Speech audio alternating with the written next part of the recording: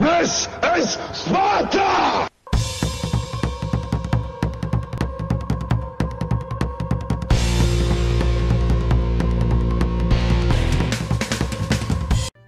Hello everybody and welcome back to World of Tanks. My name is Spartan Elite 43 and tonight we're going to be in the light tank, the T100. And I just want to start the episode by saying from the bottom of my heart thank you to the best friend a guy could ever have in the world, I think, probably. We might be a long ways apart, but there's just no one possibly could be better, I don't think. So Bulvi, appreciate it, buddy. And to the rest of you who took the time out of your busy schedules to come over to the channel and say that you are thinking of me and my family, you guys have no idea how much that meant to me. I'm a big old softy when it comes down to it, I'm not gonna lie, but you guys really put a smile on my face this morning. So, from the bottom of my heart, thank you all. Dad is out of the hospital. He is home. To those who don't know, basically, we got flooded in the other day, or it was Wednesday, I think. And so I had to call off work. And when I called off, I was at home. It was 3 o'clock in the morning, and my dad ends up vomiting a whole bunch of blood, and I'm not even like exaggerating. It was ridiculous. He's never had anything like that happen before, and honestly, it scared the ever-living crap out of me, because I mean, when you see somebody vomit blood, you immediately think the worst, and I'm no different. I'm not a medical expert. I know that generally speaking, when you see blood, it's bad. Whether it be coughing up blood like we had with Mom before she was diagnosed with cancer, and all of the worst possible like scenarios run through your head. So I drove Dad to the hospital and spent the next I don't know, 8 hours or so at the hospital with Dad until I eventually had to go home, get some sleep, and get ready to go to work last night. And so he's home. We don't know exactly everything that's going on, but we do know that the bleeding was caused by the lining of his stomach being irritated and possibly an ulcer, but they're not 100% sure it's a full-blown ulcer. They may have caught it early enough to get it healed before it causes any major issues. It was more of a scare than anything, but we did find out some other health problems with the old man.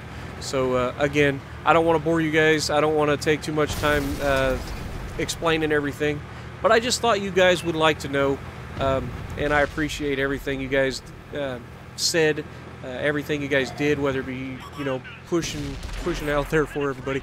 But anyway, we're rolling up.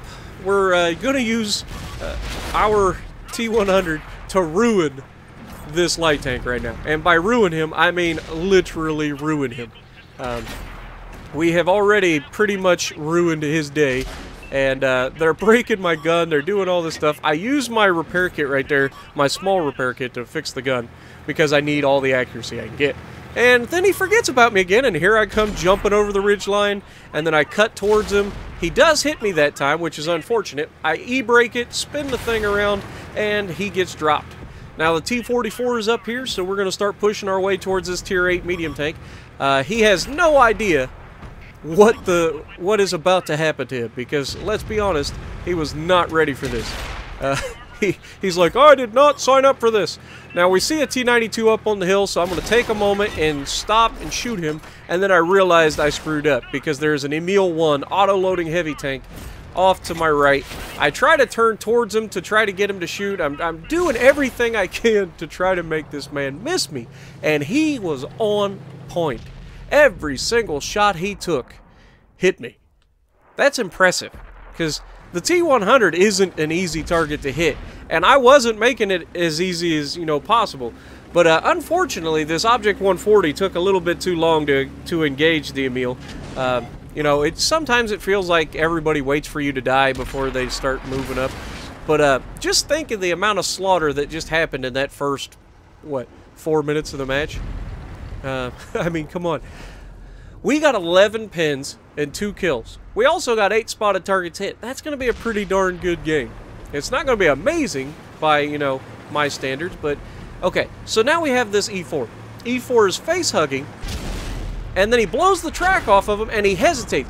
Just get behind him. Why are you doing this? And then, of course, Jag gets repaired, and then he immediately backs him into the building, and now E4's in major, major trouble.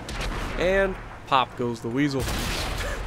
I mean, if you ever track a Jag E100, and you're in an E4 that has a turret, get behind him!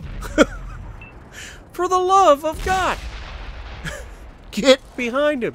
Why would you ever want to stay in front of a Jag E100? Ever. Now this Object 140, he puts the first round on the 704, and he could shoot through the doorway, but the 704 can't repair his track, and down he goes. We've got a KV-4 here. We've got a Death Star on the enemy team, and what is it, a Conqueror? Looks like a Conqueror. Yep, Conqueror. And the E-75 wins that battle. Now, the E-75 almost makes a massive mistake. This Death Star is looking directly at him. He pulls out, he's dead.